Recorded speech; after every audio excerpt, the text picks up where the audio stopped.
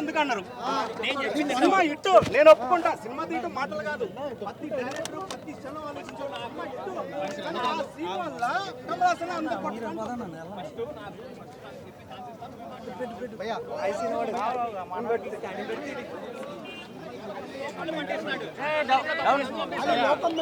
నేను చెప్పింది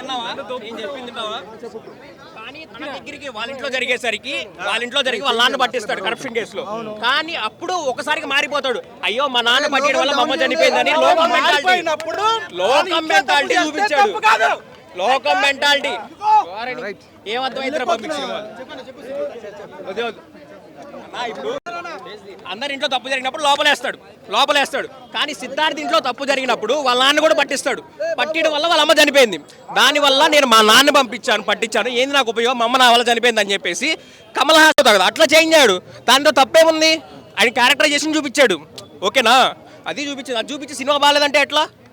అంత మంచి కాన్సెప్ట్ ఉండి ఎవరి ఇంట్లో మెయిన్గా సినిమా యొక్క థీమ్ ఏంటంటే, మీ ఇంట్లో కరప్షన్ జరిగితే నువ్వు ఎదిరిస్తే మీ ఇంట్లో మన ఇల్లు క్లీన్ చేసుకుంటే దేశం మొత్తం క్లీన్ ఉంటుంది. ఓకేనా, మన ఇంట్లో మన చుట్టుపక్కల క్లీన్ చేసుకుంటే దేశం మొత్తం క్లీన్ ఉంటుంది. అది మీ ఇంట్లో మీరు క్లీన్ చేసుకోండి అని చూపించాడు.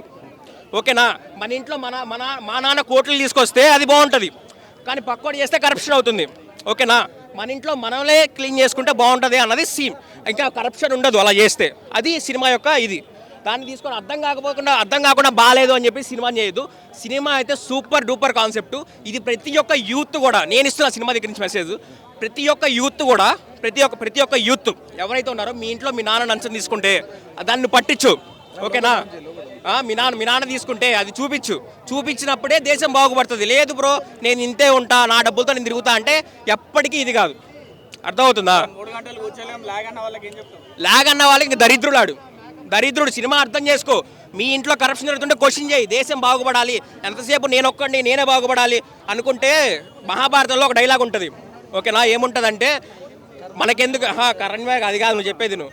ఓకేనా, అధర్మాన్ని చూస్తూ కూర్చున్నవాడికే ఇది అవుతుంది బాగా. ఓకేనా, క్వశ్చన్ చేయకుండా ఉన్నవాడు ఇది అయిపోతాడు. మా నాన్న తీసుకుంటాడు ఏమైందని చెప్పి పొద్దున్న పెద్దవాడు ఇటు తీసుకుంటాడు, వాడి వల్ల నలుగురు చేస్తారు.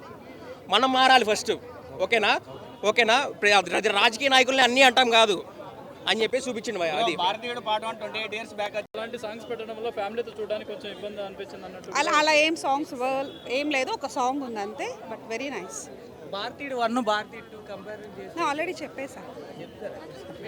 2లోనే మొత్తం చెప్పేసింటే బాగుండని ఆడియన్స్ అంటున్నారు.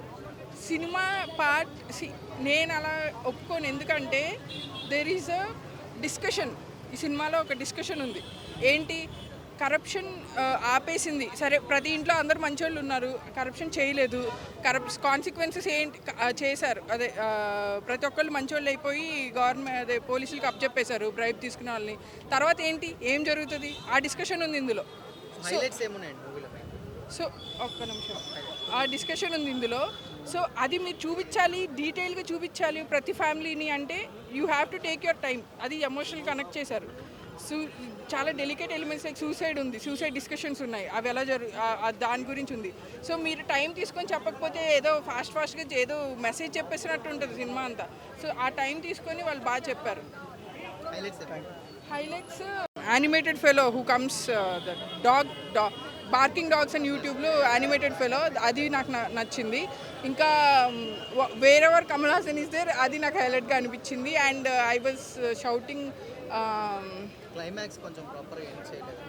క్లైమాక్స్ అసలు ఇంకా సినిమా ఎండ్ కాలేదు. జస్ట్ లైక్ ఒక క్లిఫ్ హ్యాంగర్ మీద వదిలేస్తారు మనల్ని.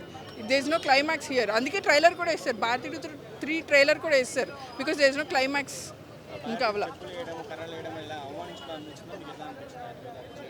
ఎస్, అది ఎగ్జాక్ట్లీ అదే జరుగుతుంది. ఒక మంచి నేను చెప్తాను, కానీ వినేవాళ్ళు చేశారనుకోండి, ఒక్కళ్ళు చేసిన వాళ్ళ ఇంట్లో పరిస్థితి ఎలా ఉంటుంది అనే కాన్సిక్వెన్సెస్ అనేది భలే క్లియర్గా క్రిస్టల్ క్లియర్గా చూపించారు. అవినీతి అనేది మనకి ఎలా పాతికిపోయింది, న్యాచురల్ అయిపోయింది అది అనేది బాగా చూపించారు. సో అలా చేసినప్పుడు ఇండియాని నెగిటివ్గా తీసుకున్నప్పుడు ఆబ్వియస్లీ నెగిటివ్ అయినప్పుడు వీళ్ళందరూ చెడ్డవాళ్ళు, అందరూ చేసే వాళ్ళందరూ చెడ్డవాళ్ళు అయిపోతారు కదా. సో ఒక మంచివాడిని ఆబ్వియస్లీ కొడతారు. అది స్టోరీ ప్రకారం ఇట్స్ ప్లాట్, అది సహజం. అది కమల్ హాసన్ కొట్టలేదు, ఇండియన్ క్యారెక్టర్ అక్కడ అంతే.